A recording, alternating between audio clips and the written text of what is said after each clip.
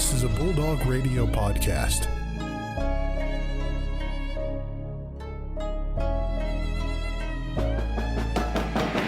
The Ferris State Bulldogs have upset the nation's #2 ranked team. Wide open. Taylor is going to take this one to the house. Touchdown Bulldogs. Welcome back, everybody, to the Most Valuable Sports Podcast. Brandon Worth, Joe Nagy across from me. Great show on deck, Joe. Yes, we do. Great interview. Also, Blake Evennou, which you guys will get to experience here in just a minute. Had a great time talking with the senior defenseman for Ferris State Hockey. Big game this upcoming weekend, and we'll get to a brand new segment called the Ferris State Rundown that we'll get to here in just a moment, as well as basketball going to be happening this weekend, track and field as well. A pretty loaded weekend for Bulldog faithful. Yeah, we cannot wait for it. It's going to be a great time. Yeah, it's going to be fun. So the Ferris State Rundown, our new segment, we're going to go through all the quick sports that are on deck for scheduling and other purposes. So you can get to a little bit of a preview. We give you a little sneak peek is what we kind of little snippet, a little taste. A little snippet of what we talk about. And then we'll obviously get into the interview and you can hear the full in-depth analysis and preview as well after the interview in our show, which you also need to subscribe for if you haven't already. Make sure that you follow us on Spotify as well as Instagram. Yes, and sir. YouTube and Amazon Music. Shameless plug. All the ones that are greatly appreciated, especially with the help of Anchor, Joe. That is true. Been a big help for us overall. It really has. Yeah. So make sure if you want to start your podcast today, visit anchor.fm and you can start your podcast, y'all. It's free $99, man. It's free $99, y'all, to make your own podcast. It's the best price. You don't need a mic.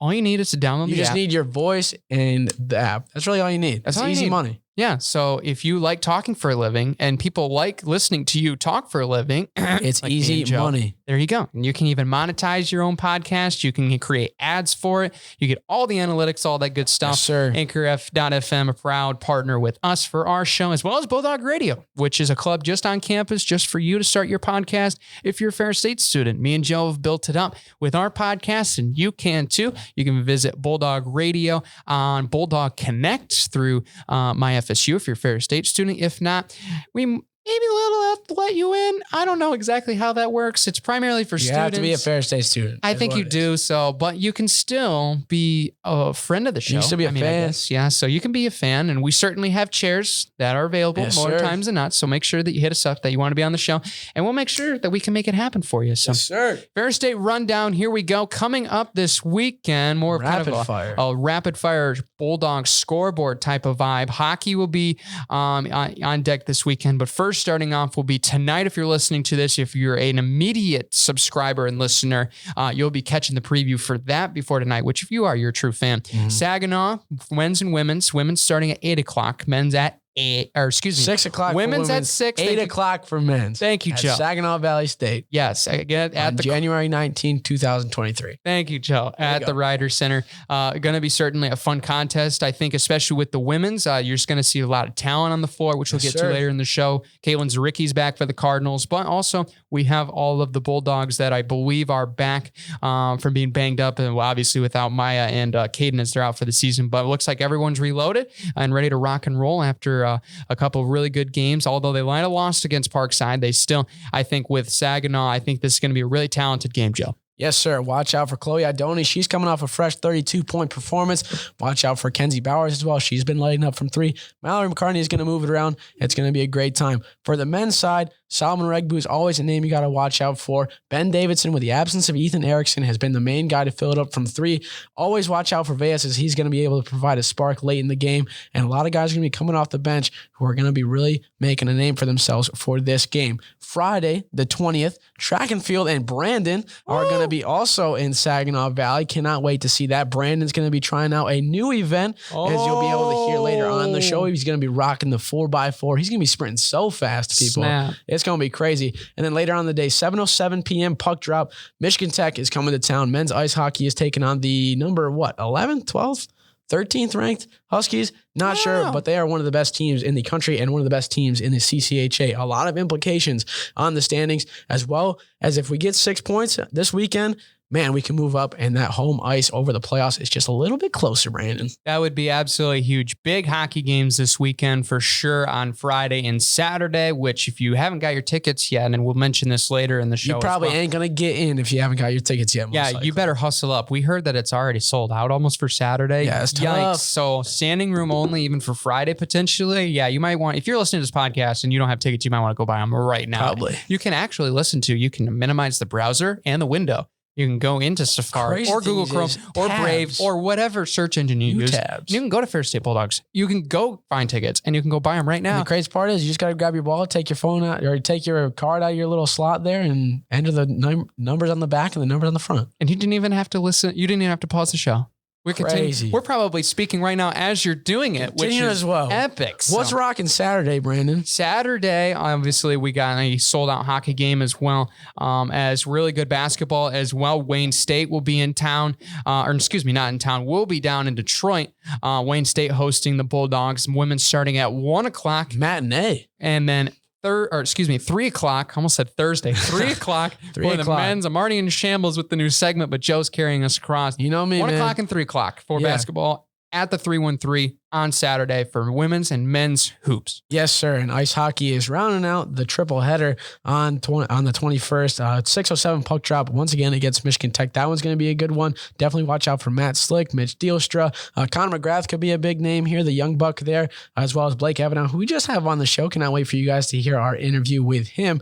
But then also closing it out 22nd Sunday, women's tennis has a exhibition against Western Michigan and Kalamazoo. Ooh, so there you go. Going to be a really big rebounding match, Ferris State and women's, especially on the women's side. I think the men's side is going to be a very gritty game. Wayne State hasn't had necessarily the best start overall this season as compared to us, but they're going to be hungry, right? So obviously they're at home. They would love to play spoiler. It's a great conference, man. It is. Doesn't matter if you're low or up top.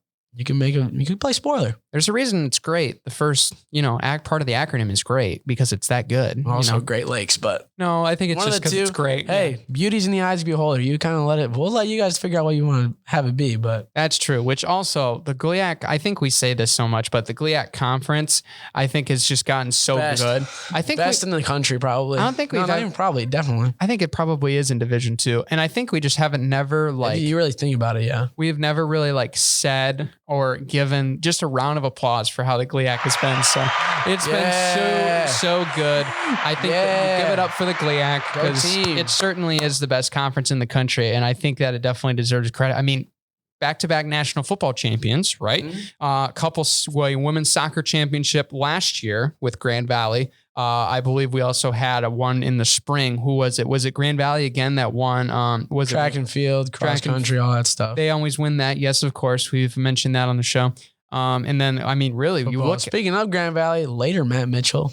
Yeah, Matt Mitchell. We forgot about that news. And certainly crazy news. He is out as the Grand Valley State head coach for football. He is moving on to bigger and better things over the great pond of Lake Michigan. Can't beat Tony and East, so he's got to get out of here. He got to get out of here. He beats him once in the regular season. He thinks he's all that.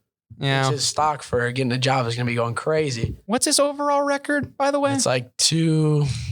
Because they beat us once in playoffs. It's like 16, I think it was. Yeah, at home. It's got to be like 2-15 or something like that. That's pretty bad, not going to lie. So, but he's on to bigger, better things. He's going to Wisconsin. He's going to be a coach there. So, hey, made it to the D1 level. So, I guess congrats to Matt Mitchell Special in that teams, sense. though, But so how much of a coach are you? True. Kinda. Maybe. Wisconsin's also a pretty bad team in the Big Ten. So. Well, they're rebuilding. I mean, Luke Fickell. You know might he's bring going to him get a around. big check, though, for that one. He's definitely getting paid way more. Big check. But I'd be very interested to see who Grand Valley goes after because there's a lot of good assistant coaches out there. They'll probably shell out a lot of money. Even in our conference, or would they even They're be shelling out a lot of money. You think they would even shell out for a former D1 guy? Yeah. I think that You would make kidding me? sense. With how much money they have? How much do you think they would pay somebody like I wouldn't even doubt them trying to set a record with how much money they'd pay. Really? I guarantee it. Wow. They have so much money over there, it's not even funny. I mean, could you Let me look this up. What's the average salary? what is the average salary? Could you imagine if they were just like, oh, Herm Edwards? Yeah, come over to GD. Like, Coach what? Ogeron? Are you Coach O? Could you imagine them paying like $500K for Coach O to be the coach of the Green Valley State Lakers? That'd be wild. Oh, that would be insanity. Absolutely insanity. But I don't know if that would be possible though. Would you even want to hire at that point? Not saying anything disrespectful to Coach O, but like that paycheck might be honestly too much that he wants. Cause He guy definitely wouldn't be there for fun. No, like he would definitely need a big time boost in salary, but I don't know how much that Coach Mitchell made. I'm assuming it's probably somewhere around 200,000 or 250,000. I would assume, just out of a guess. There's no definitive answer here on Google, so I can't really see. What if they hired Gary Goff, got him away from McNeese State after beating us? Because that's maybe what they need, is just a guy that beat Ferris State in the national championship game. Maybe. So they hired Gary Goff, who has not been doing very good since he left Valdosta. I think the Shepherd coach just retired. So I want to say that's true as well. I'll be very interested. Who knows what they do? Who knows? But anyway, we got an interview to get to. So without further ado, let's swing it to the interview. Now joined in studio, Ferris State hockey defenseman Blake Evennou stopped by. Blake, welcome to the show. Thanks for having me, fellas. Appreciate it. Thanks for coming on, Blake. Taking time out of that hectic schedule of yours. Really, really appreciate it. So first question for you, split against Lake State last weekend. Can you just kind of talk about your first few thoughts over those two games? Yeah, Giesbrecht played great. We had a good team effort both nights. Obviously blanked them Friday night. I thought we had a good pep in our step. We were playing a good 200-foot game. Took a few penalties. I took 2 that I didn't want. I want those back. But overall, pretty good team effort. Happy with it. We obviously don't want to lose to anybody. A crucial time right now in the standings. It's very close. But yeah, we had fun and had a pretty decent weekend. For sure. Yeah, when it comes to especially playing in these away rinks, like obviously you guys prep in Engelgleben every day, but especially making that trek up to the Sioux, which obviously much better than some of the other places up to Marquette and Houghton, obviously. But what was that kind of prep process like? Because you guys obviously go to the arenas well in a hand of time and to practice and all that sort of stuff. Yeah, for that rink, we have the smallest ice sheet. It's actually our ice sheet's smaller than an actual regulation NHL rink, which is it's kind of tough behind the net being a D making plays, but Lake State's rinks not too much bigger, if maybe the same size as ours, so it wasn't too much. But Northern in particular is that Olympic sheet, which I like to play on. A lot more tiring to defend, especially those smaller skill guys on that team. But when we go up there, we get there a day before and practice and get sort of used to it as fast as we can for the upcoming games on the weekend. So. Yeah, and especially, talking about those big rinks, you got to play at GLI at Van Andel. Can you kind of just talk about that experience a little bit, as, being able to play on a professional ice rink, get to experience Grand Rapids, all that type of stuff? Yeah, it was a lot of fun. I'm fortunate enough to play freshman year. We played Little Caesars, didn't have the best outcome. We did a little bit better this year, got upset at state, and it was a great atmosphere at Van Andel and Little Caesars my freshman year. Just jumping out in that tunnel, it's pretty surreal, doing that with the guys, and to upset Michigan State. We didn't play the way we wanted to against Western, obviously, but we had a pretty fun time there, and I'm pretty familiar with the Grand Rapids area myself. So yeah, it was fun. Yeah, did it feel like when you go to those big rinks, obviously, like growing up playing hockey, you're always like, man, I wish I could play in this arena, or if I could play in this venue, what would be like your dream? Would that be a Little Caesars maybe up there, maybe the Joe, or something else bigger than that? Yeah, I'm a little bit biased, being from the Detroit area. Little Caesars is up there, the great venue. I went to a Vegas Golden Knights playoff game 2 years ago, and that atmosphere was great. That's definitely on the bucket list as well. I played in Texas too, the American Airlines Center. That's another great place. Oh yeah, that's a good one. Yeah, I'm pretty flexible when it comes to that. So yeah, whatever big rink, just let me play. That's all we want to do. Exactly. Yeah, and I was in the tunnel too for that one. Especially, you have some pretty weird pregame rituals and stuff like that. I mean, slapping Logan Stein's pads before you go out. Can you just kind of talk about how some of those came about and some other crazy stuff you guys do? Yeah, I'm pretty weird when it comes to superstitious and ritual stuff, but yeah, it's only with Logan when he's playing. I don't do it with Giesbrecht. I kind of just let him do his own thing. But Stani will put his hands and his stick up to the ceiling, and I'll slap his pad. But if it doesn't come off just right, we both know I got to do it again. And I'll do it. Got to get the solid times. one. Yeah. And he'll look at me. I'm like, that's a pretty good one. He goes, oh yeah, and then on to the next. On the same page with that one, eh? Yeah. Yeah. Is there any preparations that you do personally with superstitions? I know we had the McCallion brothers on a while ago. We talked to Brad about this a little bit, but is there anything that like you have to do that like sticks out, a little personal superstition you got to do before a game? Yeah. I've done this freshman year with a different guy. Obviously he was a senior, and Joe Rakowski. When we're lining up on the goal line before, the announcer announces a starting lineup, I skate out to the dot and I look over. It's Mitch Dealstra who filled in that position.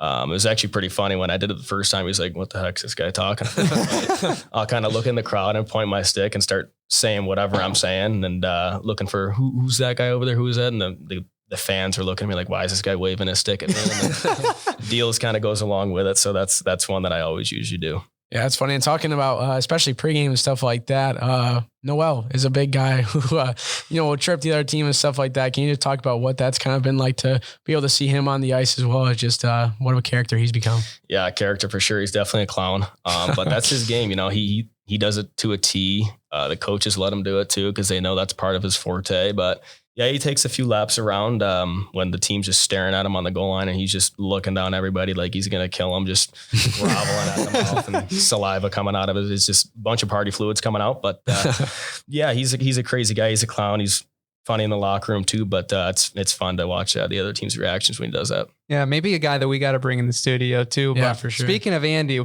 probably everybody that follows Ferris State hockey knows the space helmet photo. Where did that whole idea come about? Way before my time. It's just, the player of the game, how we feel only after a win, obviously, who we feel in the room, contributed the most. It obviously, goes to the goalies a lot because our goalies are so stellar back there, but that's what it is. And you got to put it on. You can't hear a thing when you got that helmet on, and you got to talk about the game, talk about your game and what you got to do the next night. If it's a Friday or it's a Saturday, be safe, have fun, and back to work on Monday. Have you ever won it before? A few times, not a whole lot, but yeah, we got to flip that visor up and then say whatever's on your mind. I'd like to win it a few more times before my time here is done. But yeah, especially with Michigan Tech coming to town, hopefully that will mean two speeches coming from the helmet from some of the guys. But very sound team. How's the preparation been going for you guys in practice so far this week? It's good. We do towards Monday, Tuesday, it's a lot of battles and up tempo stuff. I mean, the whole week's up tempo. More or less, but we work on special teams. Well, Wednesday, Thursday, taper off a little bit with the contact, so nobody, gets injured too bad right before the game. We're communicating a lot in practice, keeping the camaraderie, good passes on the tape, and we're hitting the net a lot. Got to work on our ozone time just a little bit. We want to tilt the ice the other way to try to get some more offense, but preparation's been good. Tech's coming in; they've been one of the best teams, if not one of the best team in the CCHA this year. So. We're looking forward to the challenge. Yeah, especially with Michigan Tech coming to town, a team that you guys have already beaten earlier this season in exhibition play. What were some of those keys that you thought really helped you guys propel and get a victory then that you'd like to double back on and really make sure you hammer home and beat them again at home? Just taking advantage of the opportunities and their mistakes. That's something that we got to, we strayed away from. We got to get back to it. When the other team makes a mistake, we're in front of the net. We got to man up and put that puck home and just do the simple things right. Take care of defense first, and then the offense will come second. Yeah, and especially, 2-week homestand is starting up Friday. What are some of the differences that you have, especially with big road games, as well as just also homestands, just for getting ready with stuff like classes, schoolwork, getting ready to go on the road and stuff like that? Yeah, you don't want to sit on a bus for 15 hours to Bemidji State, obviously, but it's always nice leaving, Wednesday morning, not having class that day, Thursday or Friday, and kind of kicking the feet up a little bit. Getting the bus legs out that next day is pretty tough. I kind of like, the away time away from the rink and your routines and stuff. And, being in the hotel rooms, you're around the guys even more. And that kind of meshes you together and you build really good chemistry with the other guys in the room. So I like it. Yeah. Do you have like a set roommate for the hotels and stuff too, or no? It's usually Brendan Rons. They actually put me with Noel, unfortunately, one time. It was fun. It was good. But it's usually Brendan Rons. Okay, nice. There you go. I also have heard that you are an quote unquote avid ping pong player. Is this true, or is this just a false rumor? I haven't played ping pong in a few years. I used to be really, really religious with playing. Not really good on the offensive side, but my defense is pretty good. If I had to pump my own tires on that, but I haven't played in a while. It'd be rusty if you got me on the table right now. Hey, defense travels regardless what sport you play. Yeah, absolutely. And Ferris hockey, we talked to Bob Daniels when he came on the show. It's not really been a program super heavy on hitting the transfer portal and bringing guys in, but when you do have guys coming from other schools, what do you kind of do as one of the veterans on the team to make sure they're welcome to the team as well as helping them kind of blend into the program? Yeah, just not think about it too much. Don't treat them like they just came in. Just treat them like one of the boys and they've been there for, 2-3 years and don't do anything out of the ordinary. So they mesh right in, and it's a smooth sailing from there. Just getting to know them, and a good laugh and all that good camaraderie, like I said, in the locker rooms, what you take with you for the rest of your life. The hockey's always there, the wins and losses, but that's the best part, at least for me. Absolutely. Sure. And you've been here so long, Blake, of really starting, like you just mentioned, being the mentor now for a lot of these younger guys, as you were a mentee for a while before with a lot of the guys that were here for. What's then that kind of transition like from being the freshman, being, you're really getting your first experience of college hockey here, is now you're prepping the next up guys like the Andy Noels and all these other young guys, and how they're going to be adjusting overall throughout their time here in hockey? Yeah, that's a great question. When you come in as a freshman, you're a little bit more nervous than you are coming in as a senior year. You're used to the campus and where you live and all the other guys and this stuff. But, coming in, you're looking for that, you're looking up to that senior, that junior that kind of takes you in. And that's kind of what I emulated this year, is like, how did I feel freshman year when this guy took me in? How did I feel it was easier like that? So I'm going to make it easier for these guys.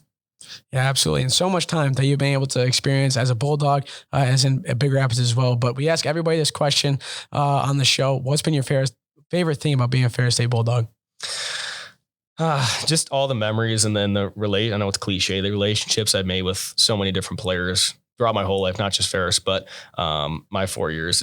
It's been good here, and just like I said, all the fun times in the locker room and making friendships and still keeping in touch with all those past players. It's pretty special. Awesome. That's awesome to hear. Blake, thank you so much for joining us, and we wish you the best luck this weekend. Thanks for having me. Appreciate it.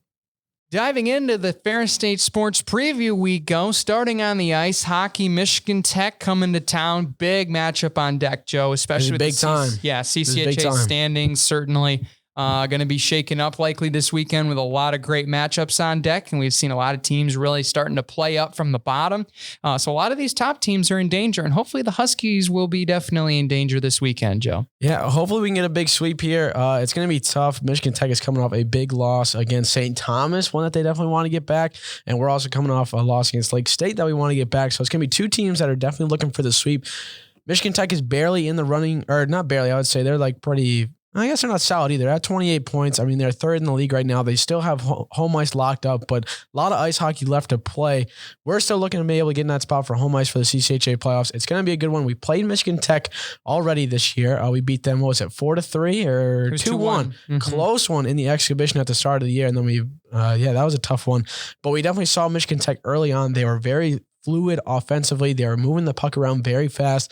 It's going to be a situation, I think, for our defense where we just got to step it up and really take control of not getting any turnovers in the neutral zone, which is going to be pretty tough, seeing that we're pretty dump and chase heavy so far this season. But I still think what we're going to be able to see with it is a Michigan Tech team who's hungry and who's going to come in. But I think Giesbrecht's going to have a good day. Defense is going to step up, and we're going to see the offense really shine here. Yeah, this was going to be a matchup I think that a lot of analysts are looking at, especially with Pietro playing so well, Giesbrecht playing so well. Insane. Those guys are both goaltenders to watch as far as all Division I hockey for how well they've played overall the last couple of weeks in this season so far.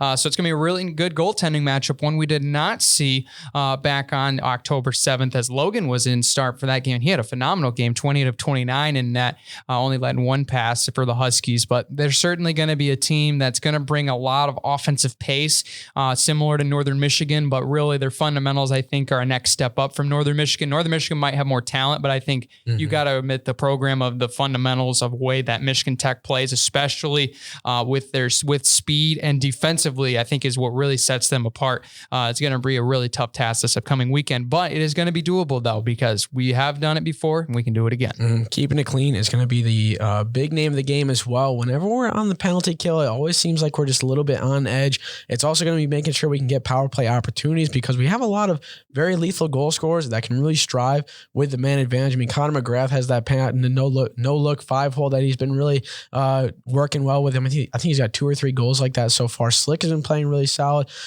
You can see Evennou really pop off. You can see Brad Merrick play really well too. So it's going to be a lot of opportunities for a lot of offensive ability here. I think Stepan Pokorny is going to do really well too. He's a guy who can get a lot of shots on goal and a lot of opportunities. But It's going to be big time. Need 2 wins here to really make some noise in the CCHA standings, as we got Minnesota State coming next week, which is going to be a crazy tough game, seeing that we swept them at their place last time. I can't wait to talk about that next week. But yeah, this Michigan Tech game is going to be a pretty big situation here, and it's going to be a packed house out here. So yeah, the tickets we will see already flying, apparently, with some Husky fans, but some Bulldog fans. We have heard that the Bulldog faithful are starting to get up in the dog pound. So good for us and good for everyone else. It's going to be a great hockey game, and certainly one we hope to win. And when asked, Coach Daniels certainly said that they can win this game. They just got to stay out of their defensive zone too long. Take a listen. We're going to have to be good defensively. One of the things that Michigan Tech does very well, they attack the middle of the ice really, really well. They always got a guy right at the offensive blue line that hits that spot, and they seem to be able to find them. So that's going to be important. We've seen them. I've seen them a lot this year. They're a strong team. They're a good team, top 20 team in the country. So as always, stay out of the box. Make sure we're not in our own zone for long periods of time. Have a good defensive posture, and then try to maintain possession in the offensive zone as much as we can. Yeah, certainly when you think about how Michigan Tech plays in the open ice, I really like the way that Coach Daniels put that. And you can find the full media session coverage on Ferris State Athletics YouTube page. A little, what do we call that, Joe? Little shout out. Yeah. Shameless plug. Shameless plug. We haven't used that word in a long time. A little shameless plug there, but you can find the full interview there. But I think that's definitely the difference that Michigan Tech in open ice, they are very deadly offensively and defensively. So making sure we stay home, stay in our right schemes formation-wise, making sure our play calls are crisp, and certainly not necessarily losing the possession battle is going to be crucial for this game. But we did it earlier this season, so it's just run it back from here on out. Yep, I'm very excited to see what happens. I think this team has what it takes to beat Michigan Tech. They're a top 20 team, and it's going to be a tough one, especially seeing how the CCHA is playing out. Some teams who are playing the CCHA, everybody's in action against everybody. Bowling Green is at St. Thomas this week. Lake State is going all the way to Mankato to take on the Mavericks. Northern Michigan is taking on Bemidji in Bemidji. So it's going to be a close one. A lot of good teams are facing off each other, and Lake State has an opportunity to make some noise against a really hot Minnesota State team. And St. Thomas might mess up Bowling Green's hopes of getting a sweep here this weekend as well. I was about to say, if there's any upset pick, I'm taking St. Thomas. It's St. Thomas and St. Paul this weekend. You see their new thing? Holy Moses. That is $175 million hockey arena. The place looks insane, to be honest. It looks like an NHL arena almost. I'm going to look this up real quick. No, Google. It is absolutely insane for what that project was. They got a nice donorship award for $75 million. And I believe now this whole new arena is going to be costing somewhere into the triple digits. I mean, it is going to be pretty crazy to see, because really St. Thomas has really not necessarily had the nicest facilities. I know we've heard that from some players. They're a really rich school, though, I heard. But yeah, they got a lot of money. They do. That's so not it. It's certainly going to be, I think they're going to They're planning on building a new hockey and basketball arena. Well, it's going to be in the same place. Oh, it's going to be the same thing. Oh. Yeah, they're going to convert it into a double event venue. But no, it should be. Interesting. Just by the pictures online, this place looks insane. Sweet. Yeah, I think it'll be really cool. I think big old jumbotron. Cool. Yeah, this is wild. That is going to be wild. Well, I guess they are a D1 school. Like they're D1 all the way through, right? I think they're like low D1. Maybe, yeah. I know their basketball team is. Yeah, I don't think that they're D2 in anything. Maybe like some minor sports, but it's the ones that I know. I think they're D1. So wild. Yeah, they made the transition in from Division 3 to Division 1. Yeah, they jumped straight in 2020 for how much money they had made. So wow, it's pretty crazy. $175 million state-of-the-art facility that will see hockey and basketball played on the St. Paul campus. Wow, that's pretty neat right there. They're breaking ground in 24, grand opening in fall 25. Could you imagine having so much money where you're just like, toss 75 mil? Like these two, Penny and Lee Anderson, one of the 10 largest known collegiate athletic gifts ever received at the national level in Minnesota's history. Holy crap, dude. Insanity. I want to know what they do for a living. What do they do? $75 million. They got to be old money. There's no way they're not old money to be able to just toss 75. They write a blank check, say what you want. They found the Warren Buffett method. That's the wild thing is 75 mil is the exact amount that UConn made is how much UConn had to pay for their new place. Yeah. I think that's they're upping it by 100 mil. That's wild. That's crazy stuff. So, hey, some CCHA teams on the up and up. Are we next? Any Ferris State donors want to shell out $70 million to be able to really build up Evennou? Yeah, we just want the full bowl, man. That's all we need. I mean, the half sheet's nice, but the full bowl. All you gotta do, raise the roof 30 feet, get a big jumbotron in the center, full bowl, new seats, and then you gotta move it so that way you can put like the locker room so you can go out from like under the seats or something. That would be a lot cooler. That would be cool. The way they haven't set it up now, but booty. That's an two thumbs down. I can't say that was an adjective like. I was ready to walk in and hear on this podcast, but there you go. Joe Nagy calls Engelgleben, but in quotation marks. Butt arena. So, but hey, we still have some of the best fans. That will show out 7:07 Friday, and then as well, I believe 6:07 on Saturday. Going to be some great games against the Huskies.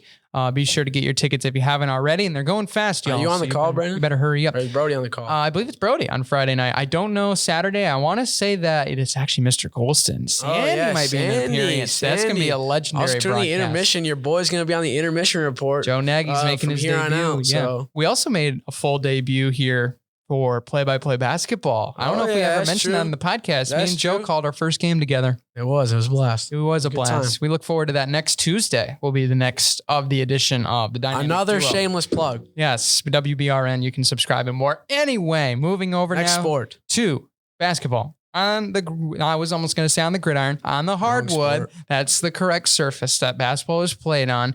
Going to be some tough matchups coming up. Maybe not necessarily the top teams you see in the tables with the Cardinals, but certainly going over to University Center and playing a hungry Saginaw team, especially for how close they are in both set of standings, I think is going to make this game, I think, a lot more close than it might look at necessarily in comparison between these two teams. Yeah, it's going to be interesting. They're 4-3 as well in the conference so far. They're a team that's been honestly like perennially just like an upset team.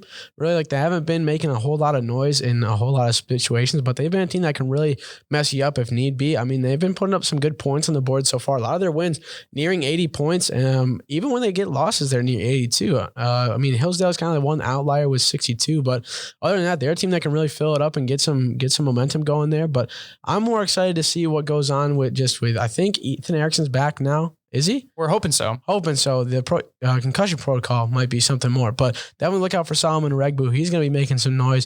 Delapo's going to be going crazy. I think Michael could really pop off. Jimmy, for some reason, decided to just go crazy. Oh, yeah. The other night. So you're going to definitely see him kind of carry that over. And I think Ben's really going to step up behind the 3-point line with Ethan's absence. So I expect a lot of points is what it is. Yeah. High scoring weekend. I think it's going to be a high scoring weekend. I think with Saginaw, they're going to try to turn it into a track meet because I think they have the awareness to realize that they're not going to be able to keep up with a 3-point with a 3 ball. I don't think. If we slowed the tempo down, that they would probably run out of gas physically against us, which I mean, they could certainly try to. That might honestly be the better option than try to just outflame us. But I mean, the way that we've shot the basketball and really played the last couple of weeks, it gives a lot of confidence. But they are a much better home playing team than they are on the road. So I think that'll definitely assert its challenges. We haven't played on the road, and it seems like almost 4 weeks. So this will be a new test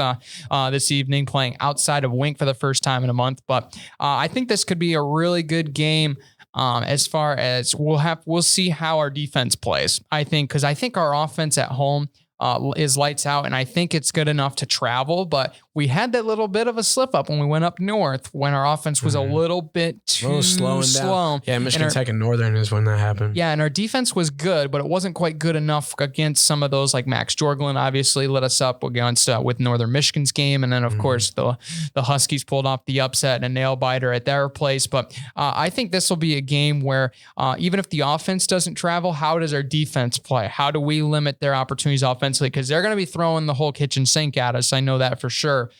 For the position they are at right now in the standings, you want to start making a run right now as you really going to steal some of these games before some teams are looking at the turn of these games that are going to be starting to play against teams you've already seen before. So going to be a really interesting matchup. I mean, a lot of talent going to be on the floor on both sides. I mean, Saginaw certainly has some very talented players overall, and they certainly will be able to move the basketball, but how they react to our defense. I think that will be the biggest thing to watch going into this game for sure. But you never know sometimes. It's really a league that is going to be, you're going to see these upsets happen all the time. You know, Lake State beat us. And then there was some other games, I believe, where Parkside, I think, wasn't it Parkside they lost to Davenport earlier this season. So like you have all those upsets. So I definitely think though that one matchup you're going to be wanting to see, I think it's going to be Trey Garrett, how he and Jimmy Scholler are going to probably go at it. Those guys are both really good at distributing the basketball, being on the boards as guards. So I think that'll be an interesting matchup. Looking forward here tonight. Yeah, that one's going to be really good. I think if you see Jimmy kind of go off like he did last game, where he was really not afraid to drive as well as shoot too. We really haven't seen him get the green light a whole lot. He's kind of been disciplined with passing the ball around, but a lot of the finishes that he was able to have were really surprising. And I think Saginaw Valley is really going to kind of take that to heart and try to really slow that down a little bit. But we'll see if they do, because the thing is with our depth, you can't really focus on one guy because another person's going to step up. I mean, you got Vegas. Yeah, well, that's true. That guy was wearing the Vegas baby shirt, which was pretty cool. He was, yeah. Yeah, Vegas cool. Down low who can really step it up. I mean, you got, like I said, Ben can really fill it up too if he's hot. But if those guys are cold, we got guys across the bench and across the floor that can really step up. I think so. This will certainly be a game, and I know each team's going to go in with the preparation to win, especially how close this conference gets. Take a listen to what Coach Bronx had to say previewing this contest. You know, the comparisons to other conferences go out the door, and it's just people that know each other, people that have played against each other. They know their play calls, they know their personnel, and it's just a grind. So we talk about the GLIAC, that's the conference we're in, and everybody that's in another conference talks about their conference the same way. Oh, it's hard, it's a grind. You know, there's no easy outs, and there's not. And that's how it is. So you don't know who's going to be out, you know, who's going to be hot, you know, what kind of day it is. Like I said, if some of those shots fell for Parkside, you know, maybe it's a different story. And I've seen them on film make some of those shots. And those are the days you got to grind it out in a different way. But, you know, I love competing in the GLIAC. There's just a lot of good coaches. And, you know, it's a fun league. But you got to do it on the road, and you prepare to win. Nobody apologizes for preparing to win. And if you don't, you get back to the drawing board. You have to prepare to win. I think that's such a great statement, because I think there's so many, like, it's such a simple, but even like complex term to realize. I think when you look at how teams prepare, you're planning on winning the game, obviously, but there's so many teams out there, especially the teams that are lower on in the standings, where all they have to do is worry about winning at this point. Because when you look at some of these bottom teams, for example, that so far, like Davenport and Grand Valley are both teams that were really good last year, not so good this year, right? When they're preparing to win these games, in some of these top teams' perspective of, oh, well, we're winning every game, but we got a 2-game gap, you know, like Northern Michigan's sitting up there. Yeah, we got a half game on Parkside. We got a full game on Lake State. Like sometimes it happens, but that's what the pressure you have as a top team. So I think our guys will be ready. And I think that certainly we're going to see a good game here tonight. 8:00 the start from University Center over at Saginaw. You can follow along with Rob and Sandy on the calls, 97.3 Sunny FM, as well as live stats at FerrisStateBulldogs.com. For sure. And before that goes down, we got women's basketball starting, I think, at 5:30 or 6:30, one of the two, which is going to be an interesting one. Same thing. They're going to be at Saginaw Valley and Wayne State for this week. It's going to be interesting for that one, seeing that it's a little bit different when it comes to standings for women's basketball. Lake State Saginaw Valley is right behind us with that, but Wayne State is near the bottom. So it's going to be two tests for our offense to really step it up because, I mean, like we saw last episode, Coach Westendorp was saying there was a lot of missed layups that needed to go down. But it's really just capitalizing on missed opportunities. And I think that's going to be the focus and goal here for this game. Saginaw Valley is literally right behind us, one game. So one thing could really switch up the standings here. We're right in the middle. And who knows, maybe this game, if we win, it would catapult us onto a big winning streak. Or if we lose, it might go on a little bit of a skid. Who knows? Yeah, I think this definitely, I know with Saginaw, they have a lot of talented players. Caitlin Zaricki certainly is one that comes to mind immediately. I know she was injured, and you'll hear that from Coach Westendorp here in just a minute, but she's a definite dominant player for Saginaw Valley squad. And I think when you certainly look, and I think This kind of goes a little bit too with Wayne State and the men's game on Saturday. I kind of forgot to mention, but I think that kind of correlates ironically to how Ferris and Saginaw could go. It's just going to be a tale of talent back and forth. I think you're going to obviously see game plan sets. You're going to see all these different schematic defenses throwing these different types of man-to-man zone. You're going to see these certain play calls made into the game plan. But realistically, I think when you look at these two teams with Ferris and Saginaw, there's talent all over the board on the floor, no matter how deep you go. And it's really just going to come down to which team is going to outplay the other. I think as simple as it sounds, I know that sounds like it's the worst analysis ever, but that's a lot of some of these games that you play, because a lot of these teams are so strategic and smart. They almost know exactly how they're going to be game planned against. So then you have a counter, and then you have a counter, and then you're going so deep into your playbook. At one point, you just got to say, all right, we're just going to play. We're going to play and see if we can get this team into a hole and see if we can continue pushing our lead forward. And that's really, I think, when it correlates. I know, like, my coach in high school certainly had that mindset. Like, I can only call so many plays, but if we can't make plays individually and as a team, like, you're not going to win any game regardless of how great you prepare for. So Tori DePerry's a really good player for them, a really good scorer as well. She's going to certainly try to match up in the points columns with Chloe, as well as Mal, and all those great scores that we have on our side. So I think it's going to be an offensive heavy contest, similar probably to the men. But don't be surprised if the tempo gets slowed down a little bit. So you might see a 70-70 type game, even though the shots probably could be falling all night.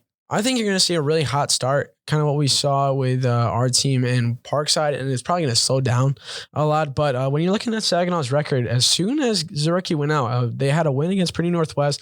They were pretty much winning almost every game before then. Yeah. And when Zuricki went out, they went 1 for 6 in 7 games. Yep. And she's finally back for Grand Valley State. They had a rough go of it with that, almost losing by 40, which is tough. But Grand Valley, obviously one of the top 5 teams in the nation. So it's a little bit tough to go for. But with her back, you can definitely tell their offense is going to be stepping up and kind of getting back into it a little bit. So we're going to be interesting to see what Westendorp and the team has to combat that. But I think we're going to be pretty solid. I think so too. I mean, Zuricki is the second leading scorer, as well as DePerry is the 4th overall in the GLIAC, and obviously Chloe is 3rd. So we can kind of flex that a little bit. All of them trailing Alyssa Nelson, who's been absolutely phenomenal for Parkside, averaging 21 a game. But I think it'll certainly be a fun matchup. I'm really looking forward to seeing just a really good matchup of talent back and forth. And then obviously Wayne State, they'll worry about after that game. But I think we'll have a lot of confidence there against the Warriors, a team that's kind of struggled a little bit. Gave us a lot of fits last year, if you remember, Joe. I think upset us at home one of those games, and certainly is a team that we know that we can beat. So really just putting the pedal down in Detroit, which I think Ferris as a whole has done a really good job of playing in Detroit the last couple of years, whether it's volleyball, football, soccer, whatever. It certainly has been a really good record of success for us. So I'm looking at a lot of confidence going up. So 6 o'clock for women's at University Center before the men's game, as well as I believe it is it 1 o'clock and 3 o'clock coming up here for the I know Wayne State games because Thursday going on Saturday. Thursday games are later on, and then Saturday games are always earlier. So so there you go. To finish out interesting. It's really interesting how they put those times together. But before we get into the track, here's a listen to Coach Westendorp and what he had to say about the Saginaw team coming up tonight. But I know that Saginaw, they've been missing their best player for a little while, or one of their leading scorers. They got 2 players that kind of a good 1-2 punch, and Zuricki and DePerry. Zuricki was injured for a little while, and she's back now, and it's always tough to get a win in their gym. And Wayne State has a lot of new players in the lineup. They only have a couple. I know Becca Fugate is back, and that's about it from their starting lineup before. So we'll start paying attention to them a little bit. Me tomorrow, the team on Monday. All right, we know we got those challenges, but if we go get 2 good GLIAC road wins, we're still setting ourselves up for a good, strong second half of the league. So we're looking forward to getting back and getting another opportunity. Certainly going to be fun to see. You can find out all the live stats and more FerrisStateBulldogs.com. Finishing out the Ferris State Sports preview track on the road. We also will be going to Saginaw on Friday. Big races coming up on deck for the Doug Hanson Open. Going to be really fun. I'm really excited personally. Going to be running my first relay of my college career. Going to be super fun. What you running in? What you running in? 4x4. Very last. It's going to be fun. Certainly going to be a fun experiment. A lot of guys will be running. When's your first event? Is it early on or later on? Mile will be at like 4:00, and then 4x4 will be later on at like 6:30 or 7. So Dang, so you got a while. A little bit, yeah. It's gonna be fun. What's gonna be the game plan, Brandon? What's gonna be the game plan? How are you gonna stay warm? How are you gonna keep it going? Well, it's pretty easy indoors, not gonna lie, but no, you just get it's being relaxed as much as possible, as crazy as that sounds when it comes to preparation. But I think the biggest thing is we always get there early because Saginaw always runs their field events earlier than like Grand Valley does. So like they'll have Saginaw will have like a set starting time for the field events like 2:30, and then the running at 4, where like Grand Valley will start everything at like 3. So it's a little bit different of a schedule, but as far as like preparation, Saginaw is really nice. Usually it's a little bit warmer inside than it is at Grand Valley. It's also really nice when it comes to just how the venue is set up. Like they have the warm-up track around the basketball arena, so you don't have to be all crammed into the track like you do at Grand Valley. But I think it's going to be really fun. I haven't gotten a look at all the teams and athletes that are in each heat as far as events concerned yet, but really excited from how much great success that I think everybody really had, and especially the lower classmen showed across the board, whether it was jumps as far as sprints or mid distance to long distance.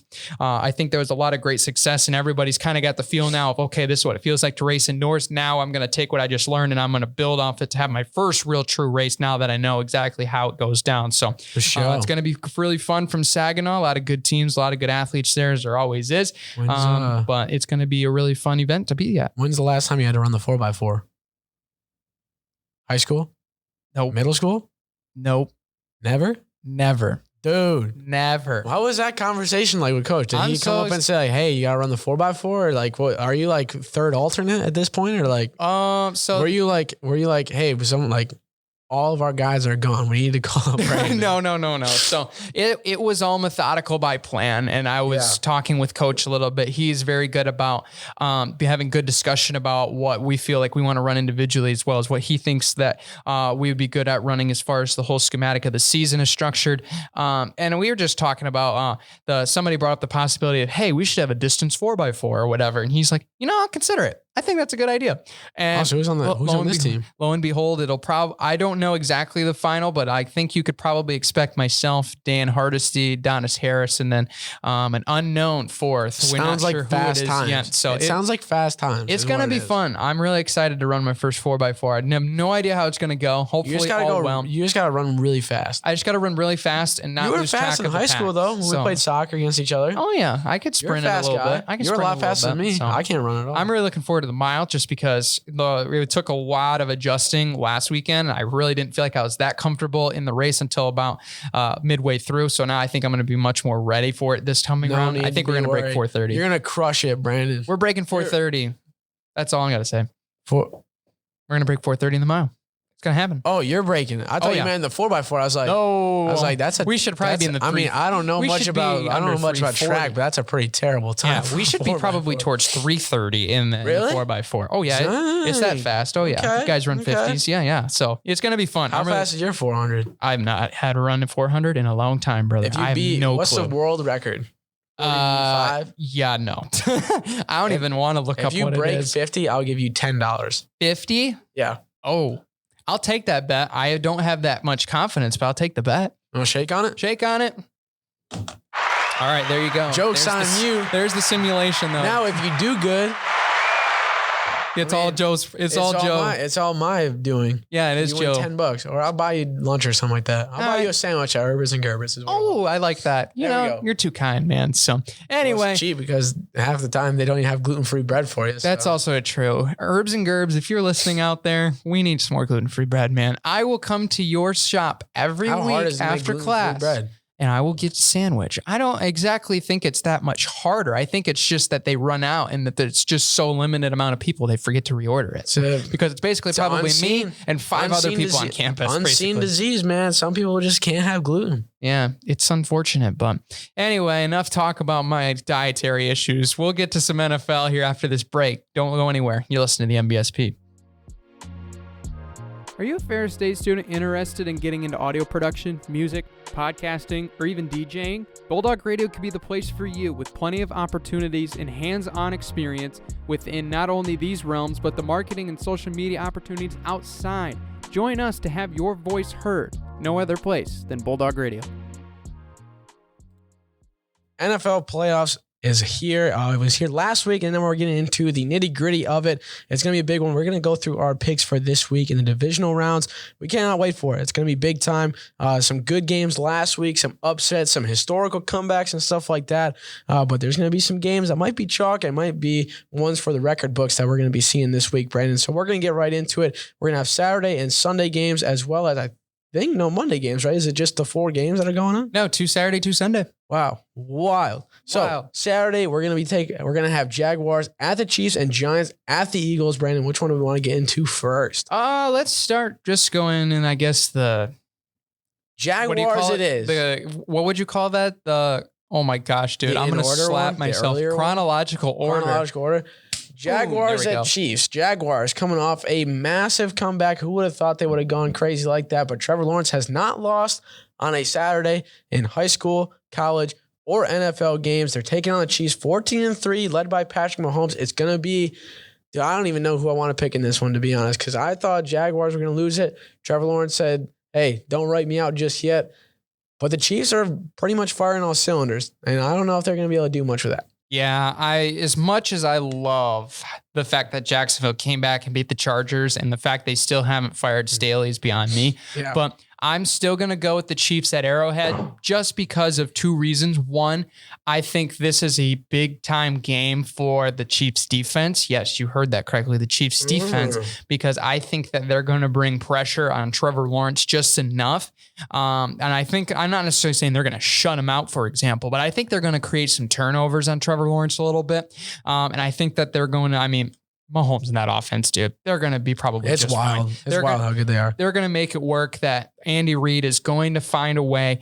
If this game ends up getting close, the Jags come back. He will change the play calls and he will make an effective offensive scheme to attack, even though that they're still up, regardless of what the Chargers did. So I'm going to still roll with the Chiefs. And the second reason is also they're at home and they're almost unbeatable at Arrowhead. And that's really, it has to be considered every time you pick these playoff games. So I'm going to go with the Chiefs in this one. I'm going to go final score 31-27 over the Jacksonville Jaguars. I'm also going to go with the Chiefs. If the Jaguars somehow pull this off and Trevor Lawrence walks away and puts the Chiefs packing, that's going to be the greatest performance by a team, I think, ever because of how one side this game should be. I'm going to go with the Chiefs. It's going to be probably like a 31-18 game or something like that. Okay. I think it might be close to the start, but Chiefs will run away with it. All right, there you go. Second game, Giants at the Eagles. Giants, man. They're coming off the big upset against Minnesota. Going with Brian Dable. Daniel Jones is him. He's that guy. And don't forget, hey, the Eagles might have beat the Giants earlier, but it was only by 6 points. So they could really come back here. Yeah, it's in Philadelphia. We'll see how that goes. But I'm telling you, man, Saquon fully healthy is scary. Daniel Jones can do some business. I think there's going to be an upset. However, Eagles, you can't really bet them out because they are arguably probably the best team in all of NFL right now just because it's the Eagles. They have everybody firing all cylinders. But I'm going to go with Giants. I think it's going to be 27-21. It's going to be a last-second touchdown. No, dude. I'm going with the Eagles. No way you just said Daniel Jones. There's no way you just looked up. There's no way you just looked up that on your phone, so that way you could just. I did because of such a blasphemous. Now you got an ad playing after. What do you mean? This is great music. Anyway, why on earth did you just? Oh, I'm just kidding. I respect the pick. I can't. I have a secret feud Giants with my roommates. Regarding Daniel Jones, and to be honest, it's infiltrating me like a parasite. So I'm gonna go with the Eagles in this game. You can't bet against them. I think I'm going to though. I think I'm gonna pick the Eagles. I'm gonna bet against. I'm probably wrong as well, but I don't know, man. I just think that the 1-2 punch of Danny Dimes and Saquads is just gonna be too much. I don't know. I think with the Eagles, with the way that their offense is set up, I think what the Giants did against the Vikings, bringing pressure and forcing a lot of quick throws and not letting any deep plays develop. And the Eagles have a fantastic secondary. I think they're going to take that away. Yeah. But here's the thing. They've been sitting for a week. Well, that's the thing. Giants are hot. That is true. Giants are hot. They be arguable. I say Minnesota's a better team than the Eagles. I say that. What? I would say yes. No. I would say put them up head to head. Minnesota's winning. Don't play another thing. Don't play another. Stop it. No, you Stop cannot say Minnesota that. is a better team, I feel like. What? I feel that I'm being straight up honest with you. I'm looking up okay, I don't know. I don't know how to explain it other than I just think they're better. Are you gonna pull up some stupid like NFC East is the best conference in some or whatever, and they're then because they got 3 teams in the playoffs or something like that? No, I'm not gonna do that. I don't know. I'm just messing around at this point just because it's been too fun. But I still think if you look at what their rosters have been able to do so far, and you put them up head to head, the only thing that the Eagles have a better thing than the Vikings is a quarterback and an O-line. That's really about it. Yeah, probably. I mean, when you look at it, it's the thing. I think the Eagles on the ground are going to force a lot of problems against the Giants. So are they going to be back Are they going to be back in zone? Are they going to try to take away the deep ball? All I got to say is Saquon. That guy's insane. Did you see him last week? Eagles have a good run defense. They're not against Saquon. They're still going to stop him to 80 yards. You're not telling me Daniel Jones is throwing for the other 300 and move the football. Dude, he might. I don't think so. Could you imagine if Daniel Jones just pops off like 350, 3 touchdowns or something like that? That would actually be pretty wild. That'd be insane. Score for me, Eagles. I'm going to go 24-20 over the Giants. I think this will be I think this will be a defensive game. I give respect to the Giants, okay? But I don't think they're going to beat the Eagles. Anyway, I'm just not a big Eagles fan in general, but I can see why. Hey, I've given them respect. I've chosen them many a times in our pick 'em, in our pick things. Yeah, but you just said the Vikings were better and they just got clobbered by the Giants. It's going to be the same thing. Giants are the killers, man. It's a 1 seed and a 6 Or, seed. I mean, we can see it Eagles, Bills, and just see the 2 craziest fan bases. Speaking of the Bills, would be crazy. They're taking on the Bengals in a rematch of the canceled game, or canceled game when DeMar Hamlin went down. That was a crazy situation. It's going to be in Orchard Park.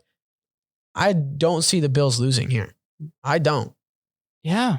I mean, if you're because it's not like there's any animosity towards T. Higgins or anything or the Bengals. It's just like, you're facing off a team where your guy went down and is not going to be able to play for the foreseeable future. Like, the amount of momentum and the amount of I don't know what the word is. Not momentum.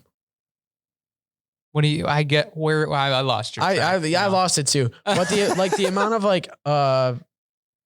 I literally don't know what the word is. I'm just going to keep it with momentum and I'll see if I can figure it out. But with the amount of momentum that they have going into this one, and it's at home with Bills Mafia there, I don't see them losing. Joey B is just ice cold, and the Bengals are pretty hot right now, but I just don't see him doing any damage against the Bills, really. I'll be honest. Just with a story. Like, I want a great story. I want the story. That's really the only reason. I think the Bengals should honestly beat the Bills.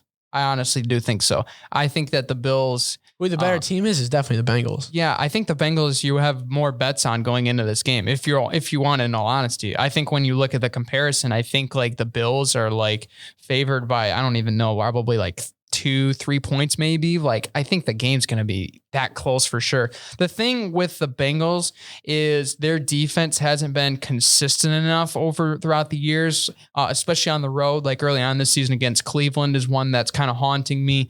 And for how really bad they played there. They did finish out the year a little bit better, especially playing at hard place like Gillette and Raymond James. But I think Orchard Park, is a different animal when it comes to that. So I think that the Bengals, they played well at Paycor last week against the Ravens, but I think this is going to be different tell of the tale. I think the Bengals defense isn't as good enough to slow down the Bills. And I think if they can play full throttle for 60 minutes one time, we have a unanimous team across the board for any analyst that says they're winning the Super Bowl. It's just they give it up on themselves and they turn the ball over sometimes. Yeah, that's the tough part. They're consistently that team.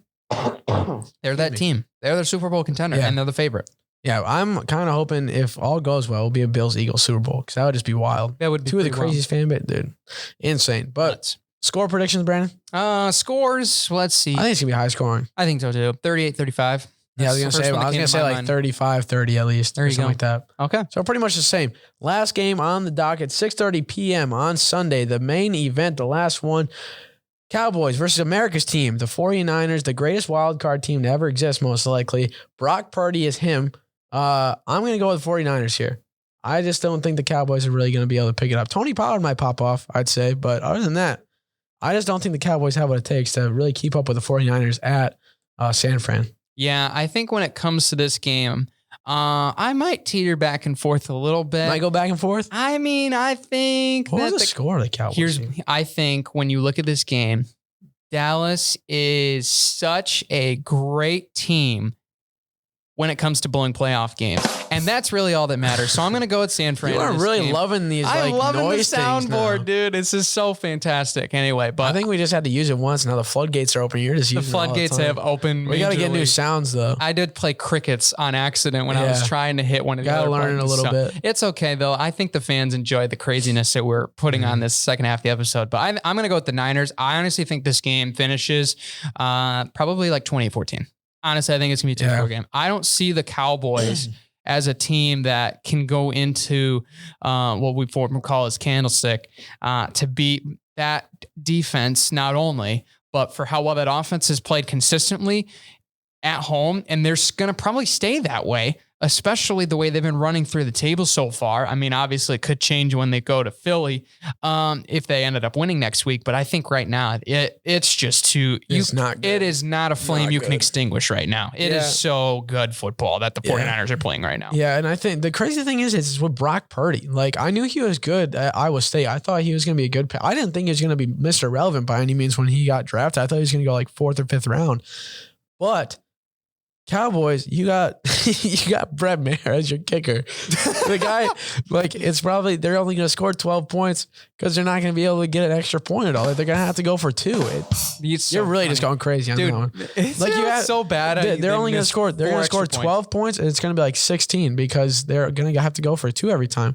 Did you see the video of Dak Prescott like saying, "Why are we not going for 2 here?" after he missed his second or third one? Yeah, you wanted to give him confidence, and the game was already pretty much put away by that point. The Bucs were playing some of the worst football of the whole year. Yeah, that was the worst. It was pretty bad. That was the worst football I've ever seen Tom Brady play. Yeah, but I think when you looked at the way they handled that situation, I think it was good that they still gave him confidence, and especially after he made one, his whole team coming over and supporting him. But yeah, it definitely seemed like it was just kind of a gross situation. And Jerry Jones was saying like he's fine, like he's not gonna lose a job or anything like that. But he has another one. I mean, that could be a make or break thing. Like if that was if Tom Brady decided to play really well that day, like where I think it was like what, like it was the game like after like the divorce thing came out. Yeah. It was just like, nah, nothing's going on. They played like out of his mind. Yep. Like if they had that Tom Brady on the field, then Cowboys would have been in trouble. They just probably are just glad that Tom Brady's divorce is just going crazy right now. There you go. So score from you, Joe? 28-12. Okay. He's not making an extra point. He's not making an extra point. That would be fantastic. Anyway, finishing out the show, last 5 minutes here. NFL big news. Coaching carousel, especially for us Lions fans. Joe, he's back. He's back. He's ready to attack. He's coming back. Detroit Lions are going to be so good next year. You have no idea. Amazing. As long as Aaron Glenn doesn't take the Arizona job, I don't think he will. We're in perfect position. I think you have one of the rarest situations with Detroit right now where you have every single person in that organization, from the janitors and the ticket workers to the CEO, the general managers, are all on the same page. And that's just work it out, grit, and be a person who can play for the team. You got everybody who's willing to take pay cuts right now so that way they can sign big name players, and so that way they can keep players that are, going into free agency. You got free agents who don't want to leave, who are basically saying it's Detroit or bust. Like, I don't want to go anywhere else. And you got our 2 coaches with our offense coordinator and our defense coordinator saying, no, I like what we're doing here. I don't want to get paid more money. I want to win a ring for this city. When's the last time you saw that on an NFL team where every single person has been on the same? I don't think you've ever seen that. No, I think it just shows that the culture is changing. I think it's for sure. And I think MCDC, baby. He really is that guy. He's keeping all his coaches together, and it's been really a sight to see because no one's leaving.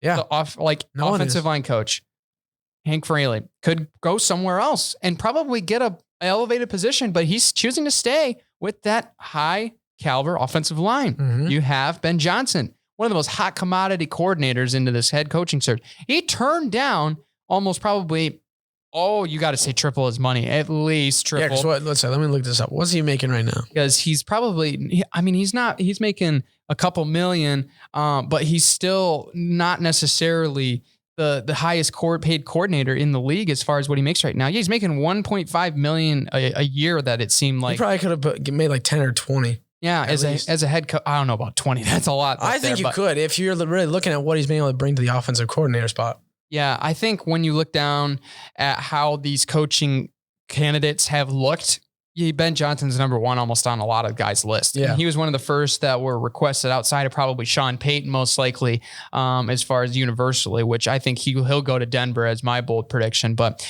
I think Indianapolis brings in Jim Caldwell. But I think it'll be very interesting to see how this all goes about. But I think if Aaron Glenn stays, I think if they really go big in the draft, they get some good defensive backs and backers and load up that line in the front seven depth-wise. They keep their guys offensively. They pay for a couple big names. Yeah, this team bottom should be line NFC is North favorites, sure. Detroit is going to be NFC North champions next year. Let's call it right now. I'm calling it. Do it. Let's go. Let's freaking go. Drink the blue Kool-Aid. Motown Fanatics. Let's get after it. Yes, sir. Thank you guys for tuning in once again. Crazy episode, and we hope you guys enjoyed it. Big thanks to all of our subscribers as well as all of our followers on any podcast platform you are on. You can follow us on social media at the MVSP. Yes, sir. As well as subscribe on YouTube and Spotify and Apple Podcasts and all of our great platforms. Special thanks to the interview, Joe. Until next time. Take care, everybody.